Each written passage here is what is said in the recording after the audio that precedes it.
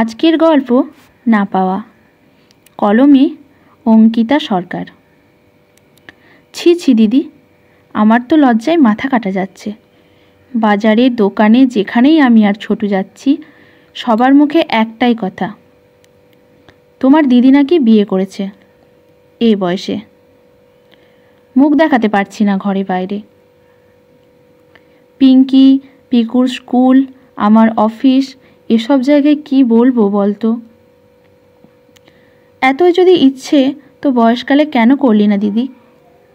বড় ভাই সোমকের অভিযোগ শুনে বিষণ্ণ হাসলেন বছর 50-এর শ্রীতমা। ভাইয়ের বউদের তেরছা দৃষ্টি, আত্মীয় স্বজন, পাড়াপড়শির গুজগুজ ফুসফুস আলোচনা সমস্ত কিছুকে উপেক্ষা করে নিজের সিদ্ধান্তেই স্থির রইলেন তিনি। কিন্তু দিদির এই নির্লজ্জতা দেখে অবাক হয়ে গেছে দুজনেই। একেবারে ব্যাগ গুছিয়ে ঘর থেকে বেরিয়ে এসেছে। মৃদু হেসে মাথাটা তুলে শ্রীতমা বললেন, তুই যখন উচ্চ মাধ্যমিক দিলি সমু, আর ছোট ক্লাস 9, আমি সবে কল সেন্টারে চাকরিটা পেয়েছি। বাবা চলে গেলেন। মা এতটাই ভেঙে পড়ল যে সংসারের দিকে আর তাকিয়েই দেখল না। বড় দিদি হিসেবে তোদের দায়িত্ব কাঁধে তুলে নিলাম আমি।